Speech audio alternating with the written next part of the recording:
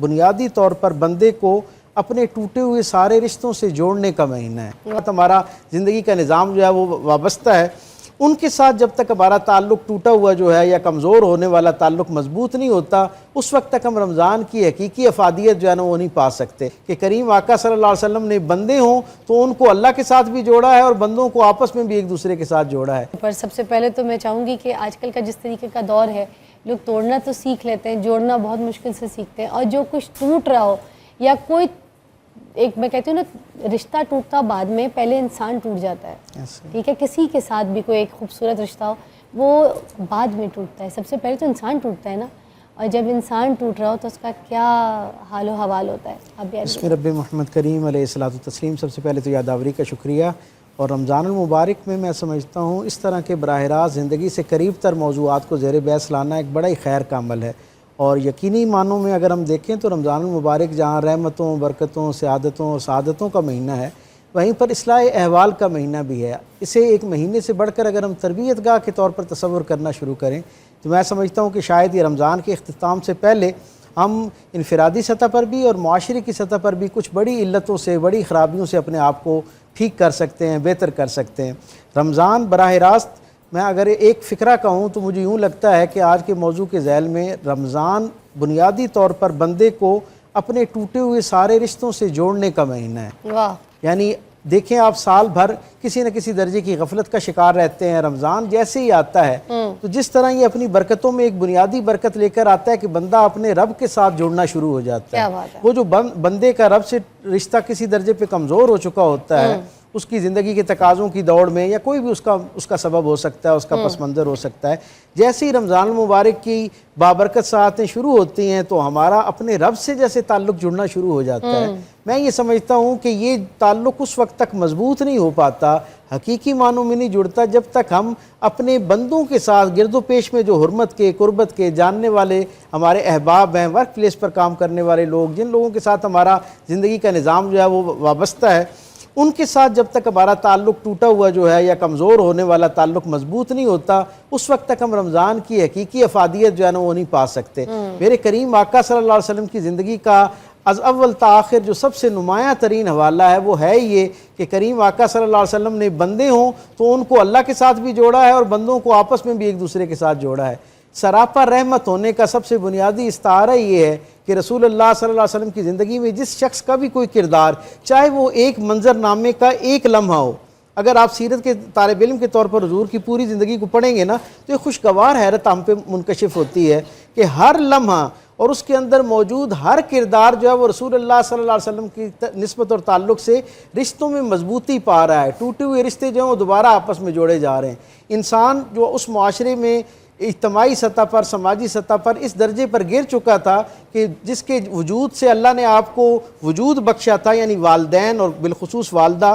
ان کے بارے میں جو معاشرہ اپنے آپ کو توڑ بیٹھا تھا، ان کی قدر و منزلت کھو بیٹھا تھا، ان کا اپنی زندگی کے اندر جو احسان ہے اسے واپس پلٹانے کا تصور ختم ہو چکا تھا۔ میرے کریم آقا نے اس معاشرے کے اندر کس اعلیٰ عرفہ درجے کی روایات کا دوبارہ سے احیا کیا۔ وہ سارے رشتے جو کسی درجے پر گدلے ہو گئے تھے، کہیں اوجل ہو گئے تھے، جن سے انسان ان کی حلاوت سے محروم ہو گیا تھا، آپ تصور کیجئے نا یہ رشتے کتنے اہم ہیں۔ اللہ کے محبوب رسول صلی اللہ علیہ وسلم فرماتے ہیں اللہ نے انسانوں کو رشتے حلاوت کے لیے دیے ہیں، یہ راحت کا ذریعہ ہوتے ہیں۔ پوری دیانتداری سے آج ہم سوچیں، ہم جن لوگوں کو اپنے ساتھ اس رشتوں کے نظام میں قریب دیکھتے ہیں، اپنے والدین، ماں باپ، بہن بھائی، دوست احباب، جاننے والے، میاں بیوی،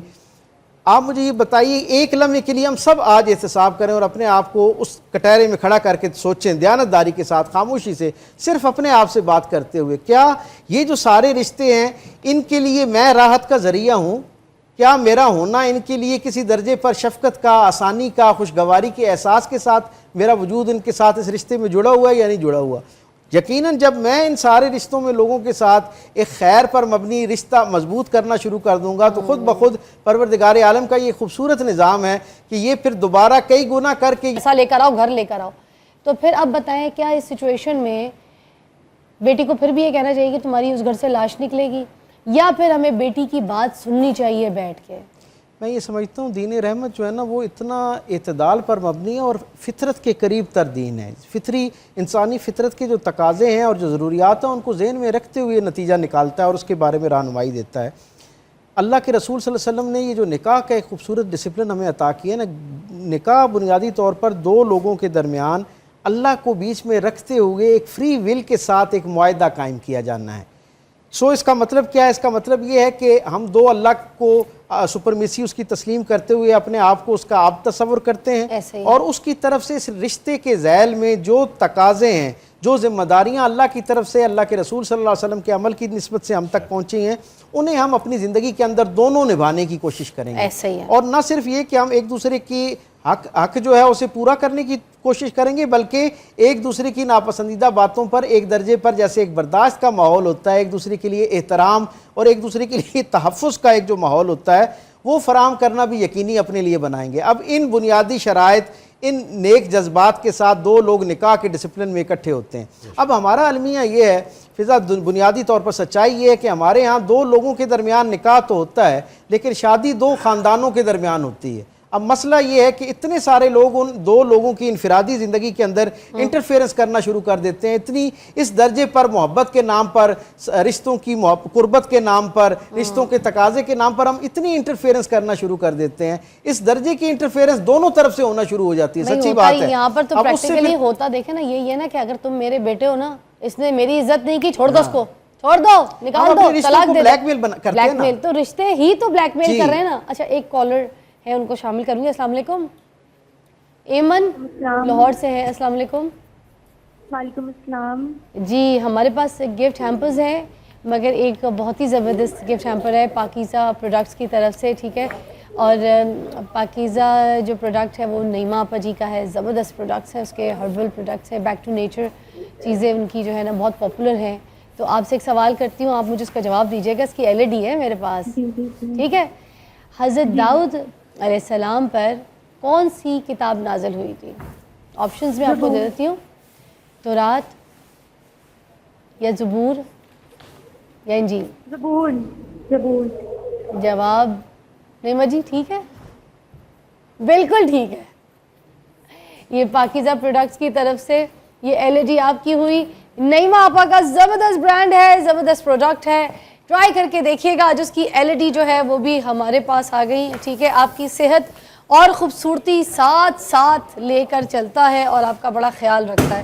تو جب صحت بھی ساتھ اور خوبصورتی بھی ساتھ ہو تو پھر کیا ہی بات ہے، کیا ہی بات ہے۔ تھینک یو ہے نا جی۔ اچھا پاکیزہ پروڈکٹ کی طرف سے ہم نے گفٹ ہیمپرز بھی دینے ہیں، صرف یہ اتنی سی بات نہیں، کیونکہ خوبصورتی کا راز جو ہے وہ آرگینک ہے، کیمیکل سے پاک ہے۔ ناظرین زبردست، اپنی عمر کو ریورس کریں پاکیزہ کے ساتھ، اپنے بالوں کی کلیئر، آپ کی اسکن کی